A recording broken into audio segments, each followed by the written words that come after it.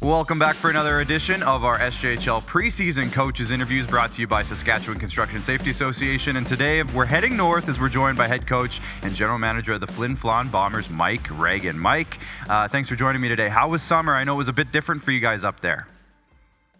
Yeah, as I was saying to you, before this interview, it just didn't feel like a summer, with our evacuation of 4 weeks. And then, fortunately for myself, I got to go to Portugal and Spain for 2 weeks. So, yeah, that was pretty good. And the last little bit is obviously once you get into August, pretty much it's done. So, there's always next year.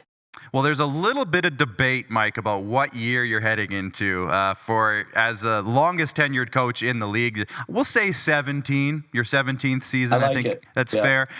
And I know each year has its own unique challenges, but does the off-season routine become a little easier each and every off-season, or do you find each summer still feels different and unique?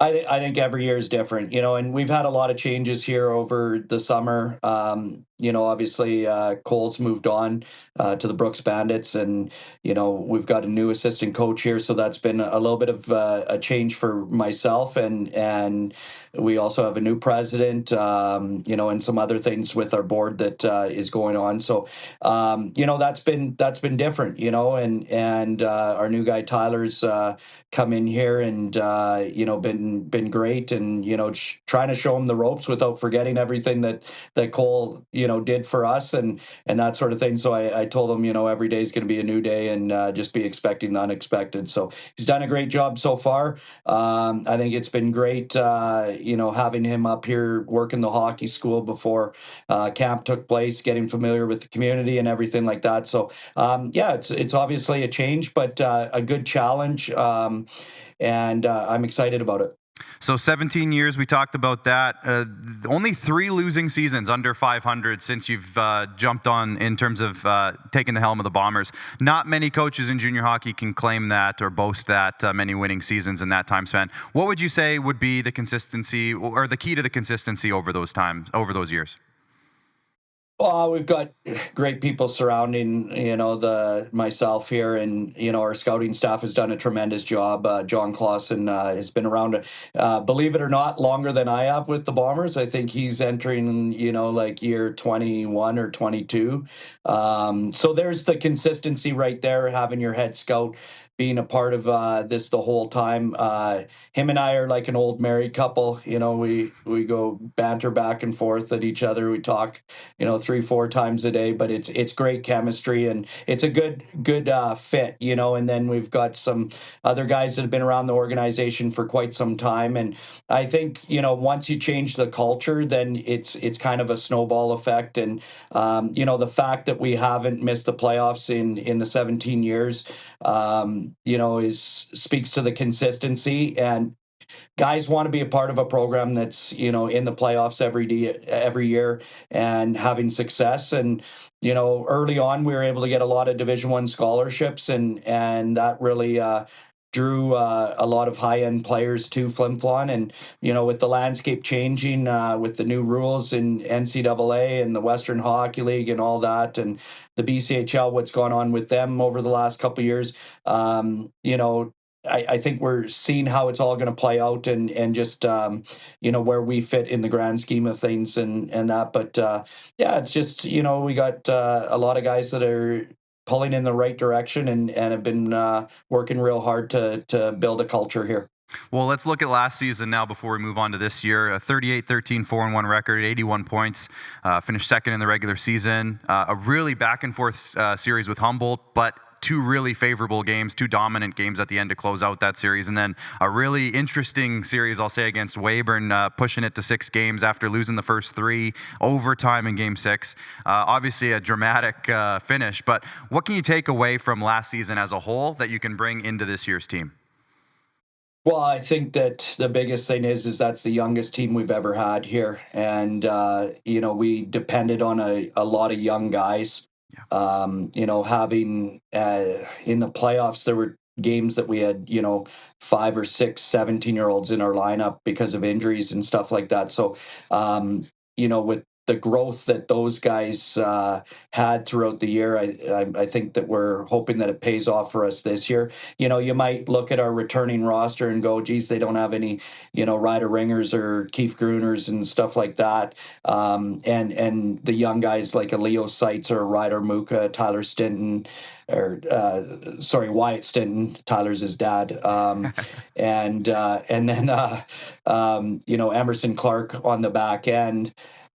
Yeah, those guys were 17 years old, but now that they're 18, they're going to be dependent on a lot more. And I think that you're going to see a huge jump in their point totals and what they bring to the team. So on paper, people might not think that we're going to be too dangerous offensively or anything like that. But our youth that we stuck with and believed in at the trade deadline has to pay off for us this year. So we're excited about that. It's always exciting to see how the young players develop over a year and the steps forward that they take.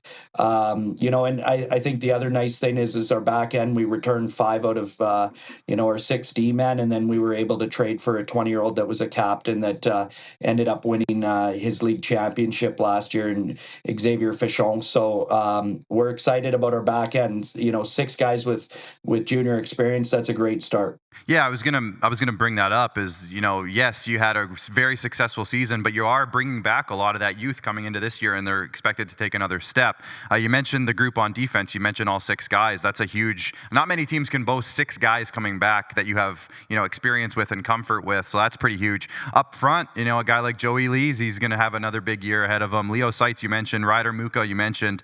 But Rhett Ewan was a guy that really stood out over the course of the playoffs. I thought really took a big step. Maybe he could be another guy that you could look forward to this year. Can you talk about that group of forwards that you have coming back? Because it's an interesting mix.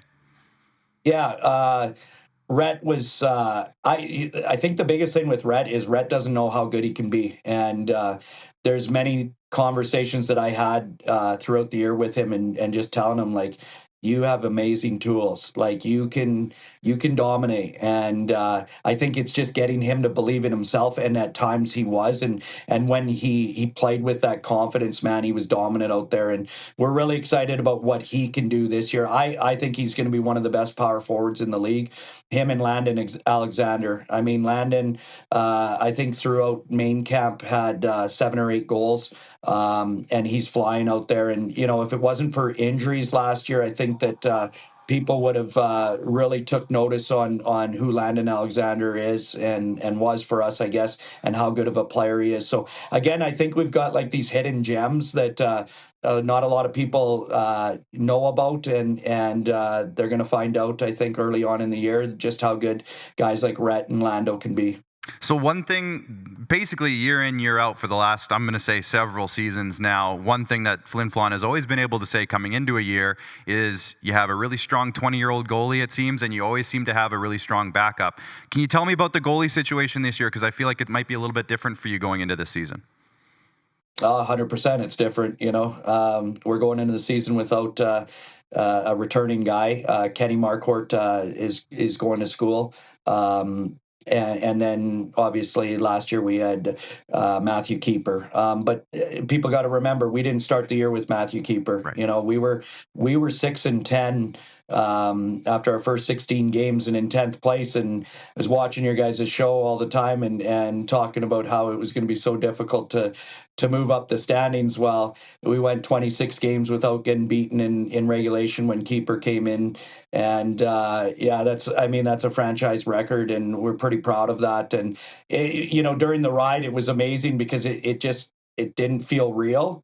Even talking about it now, I almost don't believe that we had that much success, but pretty impressed with that. And it just goes to show you that it's not how you start, it's how you finish. And we believe that we've got 2 young guys here right now that are good goaltenders, and we got to be patient with them. And we're always looking as well.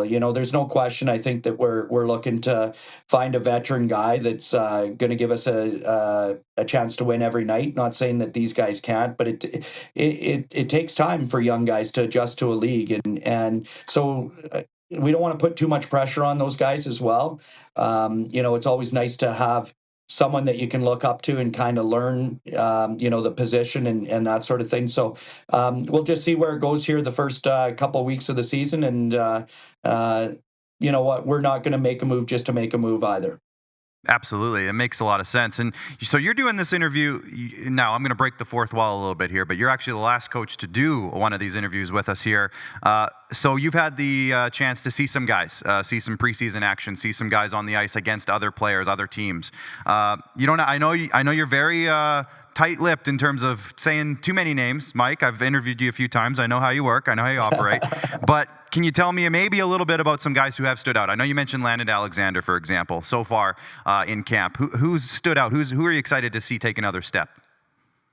Well, I mean, I talked about him a little bit earlier. Xavier Fichon Yeah. is a guy that is really impressed so far. You can see why he was a captain. You can see why he was a part of a championship team.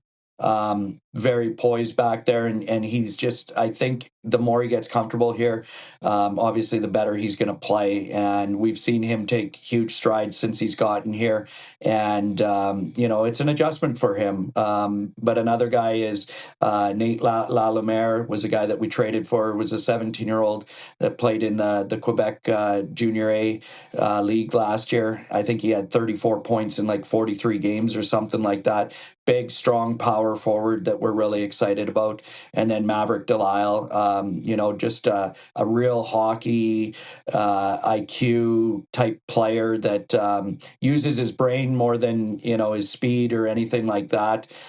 He's not going to blow you away with, his shot or anything like that, but he's got a high-end knowledge of the game, and he can make plays and read the ice very well. So, those are the three French kids that we brought, and, we're expecting a lot of big things out of them. But, a guy like Hudson Brehut that played some games for us in the playoffs, so yeah, he was playing U18 last year, but the fact that he got in playoff games with us, was with us for probably, a month and a half. He's basically like a veteran coming in almost, because he knows how we operate. He knows the practices. He's comfortable here. He's been around the guys. That's huge for us. And then, KJ L'Esperance is another guy that we're really high on, 17-year-old that we just got back from the Western Hockey League, and he got into one of our preseason games already and was really good for us. And, we have high expectations for him as well. But again, like you said, I like to be a little bit tight-lipped at this point in the year because there's a lot that can happen from now till puck drop on September 19th. Absolutely. And last thing for me, like you mentioned, it's been a pretty solid road of continual playoff seasons, perennial playoff kind of team. So with that in mind, what are some of the goals that you have for this year, maybe on and off the ice for the Flin Flon Bombers? The goals don't change here, and that's the way we operate. We are determined to put ourselves in a position to be successful come March. Again, we preached patience last year. We're going to have to preach patience again this year, again, I know that a lot of guys got a year under their belt, but they are still young. They're still 18 years old. And, that youth has growing pains throughout the year and that sort of thing. But, yeah, we're excited about the group. We know that things are different. Our style's probably going to have to change a bit. We're going to have to be a little more patient in some games and not try to blow the doors off early on or anything like that, because I think we're going to have to score by committee. Hopefully we can acquire a couple guys like a Ryder Ringer. At this point last year, we didn't have him in our lineup. Leighton Carruthers was another guy going into the first game of the season that we didn't have, and Matthew Keeper and Carter Cormier were some additions that we made later on. So we know that we're not a finished product right now, but our goal is to put ourselves in a position to compete come playoff time. Well, perfect, Mike. It should be another exciting season up in Flin Flon. Appreciate your time today, and we'll chat again soon down the road. Yeah, good to see you again. Thanks very much.